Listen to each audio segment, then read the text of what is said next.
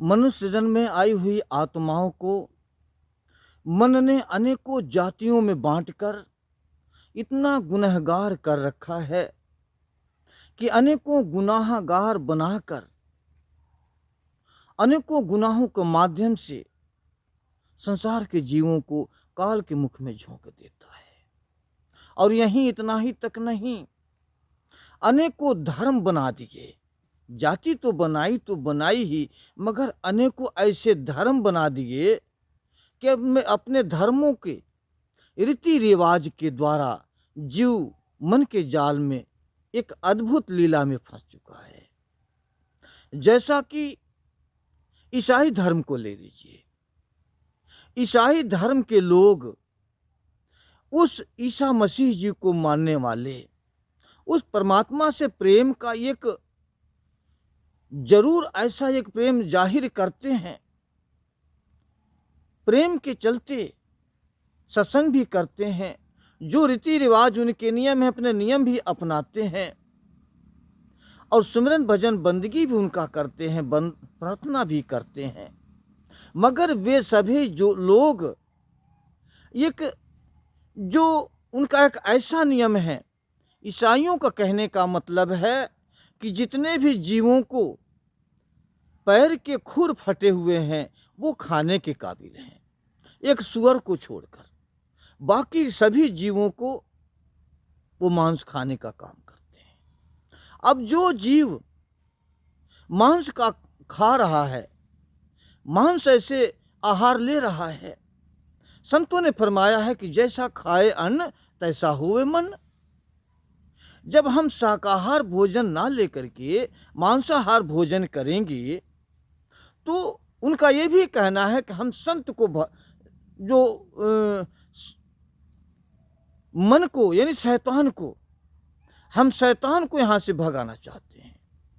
तो शैतान को हम कैसे भगा सकते हैं जब हम खुद ही शैतान बन गए, शैतान का आहार ही लेना हमने शुरू कर दिया। फिर शैतान हमसे कैसे दूर हो सकता है? शैतान तो आत्मा और परमात्मा के बीच में एक दीवार बन के खड़ा हो ही जाना है। जब हम शैतानी ही जब आहार करेंगे तो फिर तो शैतान हमसे दूर कहाँ हुआ।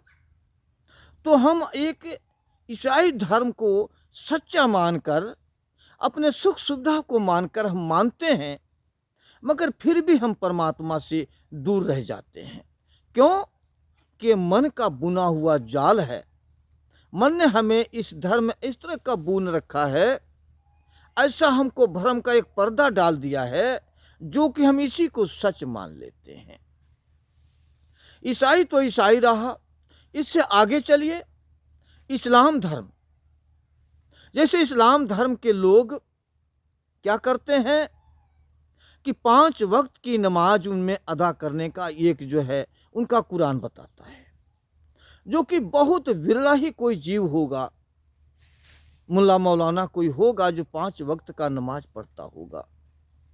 नहीं, बाकी एक वो लोग जो है एक दिन जो आता है जुमा रात का, जुमा का नमाज पढ़ते हैं, और उनका खान पान में कोई विचार नहीं। अपने तो खाते ही हैं, मगर वो अल्लाह के नाम पर कुर्बानियां दिया करते हैं। कुर्बानी देते हैं वो लोग, भेड़ दे दें, बकरा दे दें, भैंसा दे दें, मुर्गी दे दें, जो कुछ भी वो बलि कुर्बानी देते हैं। अरे भाई, जिस अल्लाह ने सारे संसार के जीवों को बनाया है, और उसी अल्लाह के अंश को, उसी के पुत्र को हम उसी के सामने अगर बलि चढ़ाते हैं तो क्या वो अल्लाह हमसे खुश होगा? ऐसी हमारे अंदर क्या एक ऐसा भावना है। अरे भाई, अगर हम उस परमात्मा को, अल्लाह को अगर हम इतने प्यारे हैं,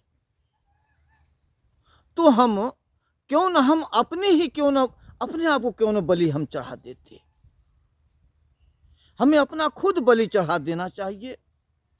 अपने क्यों न कुर्बान होते हैं।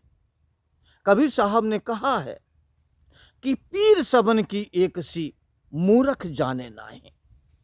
अपना गला कटाई के भिस्त बसे क्यों नहीं।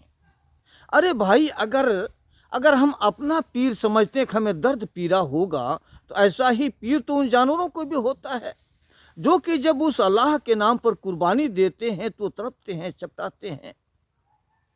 तो क्या हमें उसका बदला नहीं देना पड़ेगा? हमें भी उसका बदला देना पड़ेगा।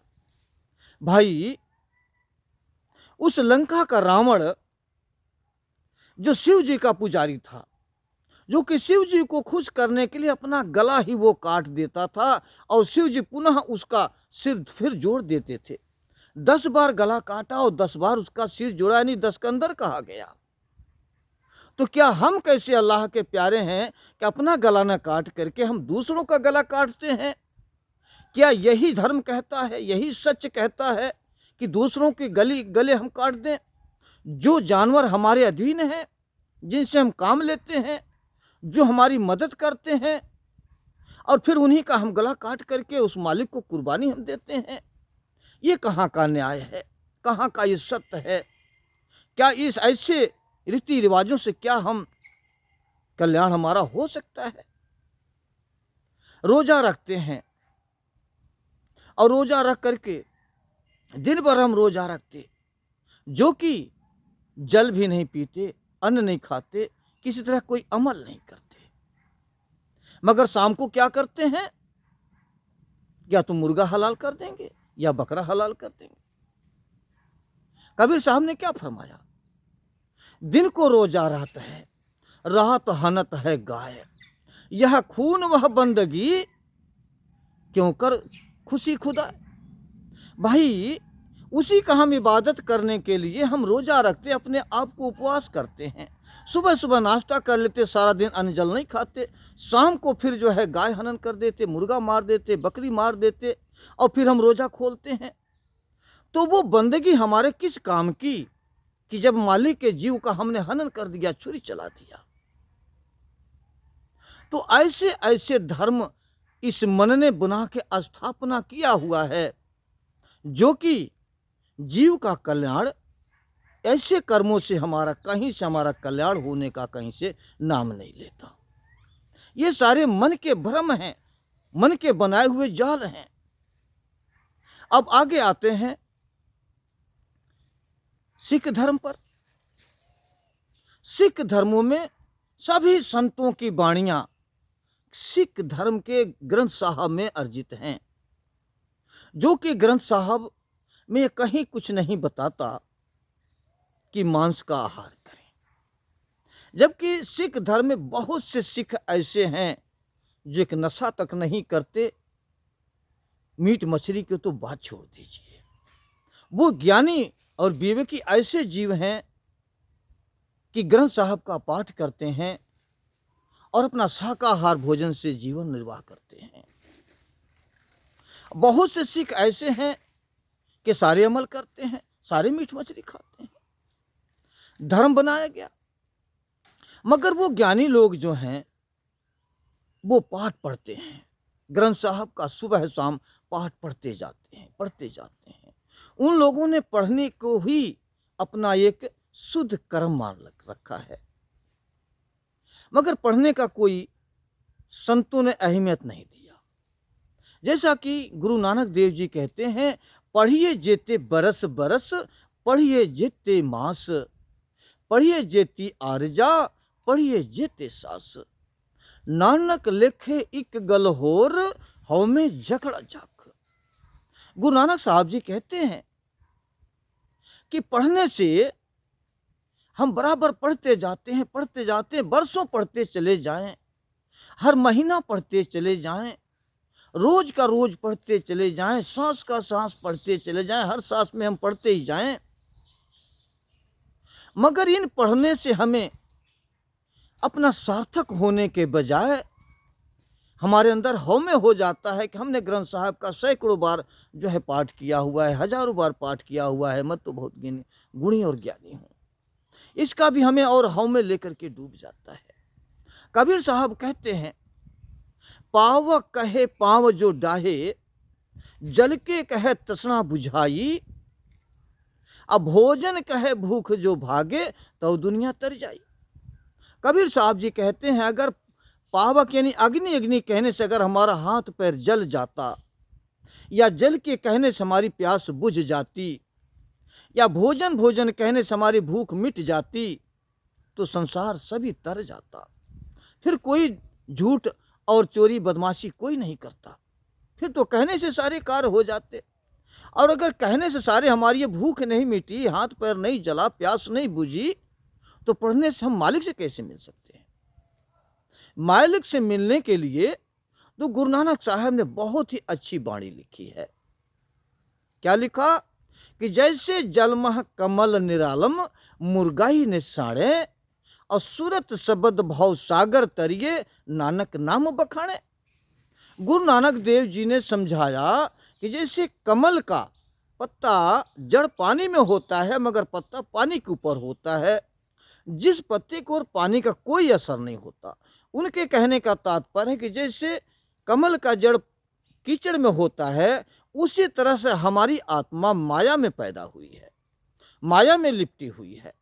जैसे पत्ते पर कोई पानी का असर नहीं होता, उसी तरह हमारे आत्मा पर माया का कोई असर नहीं होना चाहिए।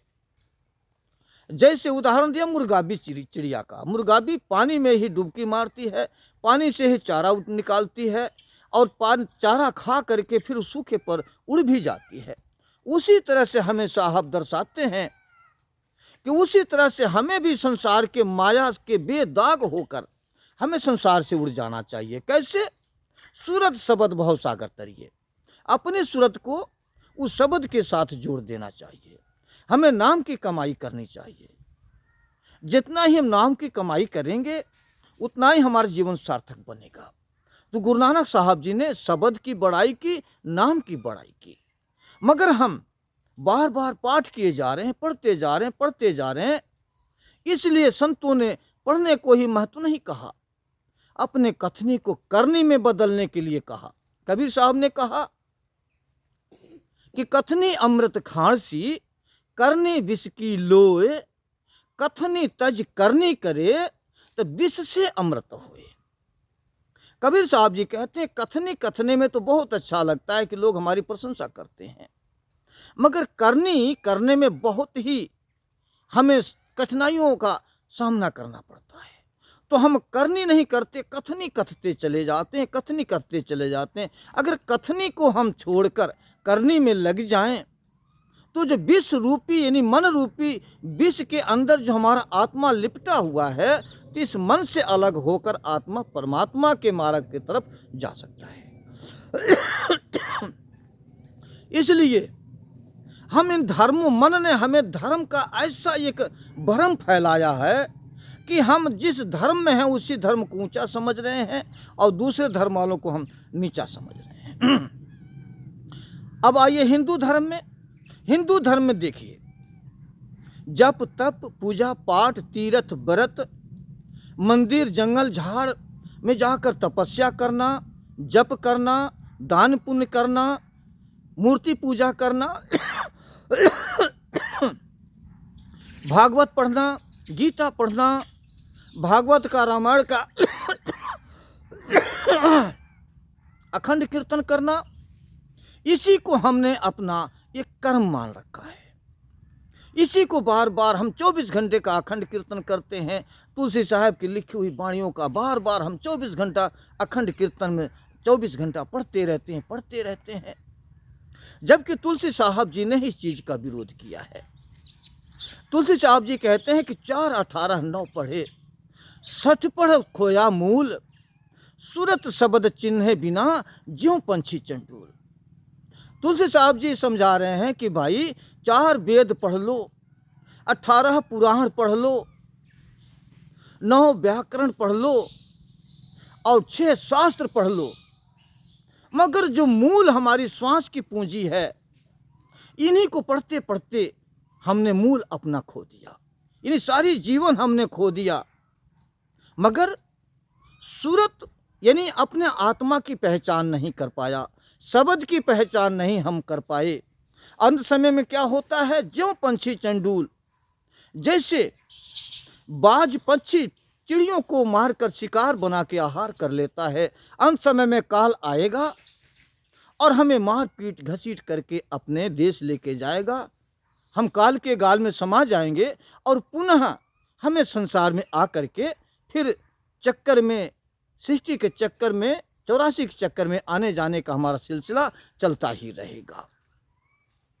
हम क्या करते हैं, संसार के जो 33 कोटि देवता हैं इनको हम मानते हैं। इन सभी देवी देवताओं के पूजा पाठ में लगे रहते हैं। अपने बच्चों के हित के लिए, अपने शुभ कामनाओं के लिए हम मन्नत मांगते हैं कि हे देवी, हे देवता, हमारा ये कार्य शुद्ध हो जाए, हमारा बच्चा सही हो जाए, तो हम मुर्गे के बलि चढ़ा देंगे, बकरे की बलि चढ़ा देंगे। अनेक तरह की हम मन्नतें मानते रहते हैं। क्या उनमें उनको दर्द नहीं होता? क्या उनकी आत्मा को कष्ट नहीं होता जिनके गले पर हम छुरी चला देते? अरे भाई, अगर हमें मन्नत ही मांगना है, अपने बच्चे की जान ही बचानी है, तो क्यों नहीं हम शेर की बलि चढ़ा देते? जो शेर हमारा भी शिकार करने का कोशिश करता है तो हम उसको क्यों नहीं बलि चढ़ा देते? उसको मान लेते, उसको हम कहते कि हे देवी देवता, हमारे बच्चे को सही कर दो, हम शेर की बलि चढ़ा देंगे। तो हम उसका नहीं चढ़ाएंगे बलि, उसको मन्नत में हम नहीं मानेंगे कि हम शेर की बलि चढ़ाएं। क्यों? कि शेर को हम पकड़ करके बलि चढ़ाने जाएंगे तो वो हमारी ही बलि चढ़ा देगा, इसलिए उससे तो हम डरते हैं। मगर उनकी बलि चढ़ाते जो हमारे अधीन हैं, जो हमारे बीच में रहते हैं, जो हमारे सहारे पर आश्रित हैं, उनको हम बलि चढ़ाते हैं। ये सब क्या है? ये मन का सारे भ्रम के जाल हैं। मन ने हमें धर्मों में बांटा हुआ है। धर्म के लिए बौद्ध धर्म में चले जाइए, वो भी बौद्ध भगवान को मानते हैं, मगर मांसाहार वो भी आहार लेते हैं। जैन धर्म में चले जाइए, वो उनका आचरण जैसे जानवर नंगे घूमते हैं, उस तरह से जैन धर्म के लोग नंगे घूमते हैं। उनमें जानवर में और इंसान में उनमें कोई फर्क ही नहीं है, कोई लज्जा नाम की कोई बात ही नहीं उनमें है। तो ये धर्म जो अनेकों हैं, मन ने हमें जो धर्म का जो एक जो स्थापना धर्म कर दिया, अनेकों धर्मों में बांट दिया कि आज अगर नज़र उठा करके देखें, पीछे का इतिहास देखें, तो जब मुगलों का सरकार थी, मुगलों का शासन था इस भारत के ऊपर, तो उन्होंने क्या किया कि मंदिर तोड़े, मूर्तियां तोड़ी, जनेऊ लोगों को उतरवाए ब्राह्मणों के, और कितने हिंदुओं को लोगों ने मुसलमान बना दिया। उनका शासन था तो उन्होंने अपना हुक्म चलाया। आज हिंदू का शासन है तो आज हिंदू क्या कर रहा है? हिंदू मुसलमानों के आज मस्जिदें गिरा रहा है। छोटी बिरादियां जो दलित जो समाज में आते हैं, जो नीच जाति आते हैं, इनके साथ में रेप हो रहा है, इनका हक खाया जा रहा है, इनको अपमान इनको करते हैं, इनको मन सम्मान से जीने का कोई अधिकार नहीं दे रहा है। आखिर ऐसा क्यों है? ये सारे कर्म जो हैं मन के खेल हैं। मन ने धर्मों में ऐसा बांट रखा है, ऐसा भेद लगा रखा है कि हर व्यक्ति, हर धर्म के लोग दूसरे धर्म के लोगों के खून के प्यासे हुए हैं, उनके जान लेने को तैयार हैं। हर तरह के लोग विरोध पे विरोध करते जा रहे हैं। यानी कि इस संसार में आकर जाति में बंटकर और धर्मों में बंटकर आज हमने सत्य की पहचान ही छोड़ दी, अपनी पहचान ही हमने छोड़ दी। हमारे और जानवर में कोई आज अंतर नहीं रह गया। ये है मन का भ्रमना। सारा संसार मन के अधीन होकर जाति धर्मों में बंटकर ऐसे कर्म करता है जो सारे आत्मा के विरुद्ध हैं, और आत्मा बार बार संसार के सृष्टि के 84 के चक्कर में आने जाने का ये अंग ही बनी रह जाती है। जब से आई है संसार में, इस सृष्टि का अंग बन करके आज भी इसी में लिपटी हुई है, और इसके निकलने का कोई कहीं से रास्ता इसे नहीं मिलता है। क्यों? कि मन इसको फंसा के रखा है। जो पूर्ण धनी सतगुरु है, जो संसार में हमेशा जुगों जुगों से आते और जाते रहे हैं, तो मन उस सतगुरु के तरफ, उन मुर्शिदों के तरफ, उन पैगंबर और पीरों के तरफ हमें जाने ही नहीं देता। संसार के माया में लिपटाकर, अपनी इच्छाओं को पूर्ति करने में लगाकर हमें ऐसा उलझा रखा है कि हम गलत करते हुए भी अपने आप को सच मानते हैं, सबसे ऊंचा मानते हैं, सबसे उत्तम मानते हैं, और उन कर्मियों के अहंकार में आकर के हम अपने हौमे में फंस करके एक अपने ऊपर हौमे का शिकार होकर काल के गाल में समा जाते हैं। और यहीं तक नहीं, अनेकों और भी ऐसे कार्य हैं जो कि मैं उनका खुलासा अगले वीडियो में करेंगे, जो कि हम किस तरह से संसार में और भी फंसे हुए हैं, आगे हमारा निकलने का रास्ता कैसे मिलेगा, जो अगली वीडियो में हम खुलासा करेंगे। जब तक के लिए मुझे इजाज़त दीजिए। धन्यवाद।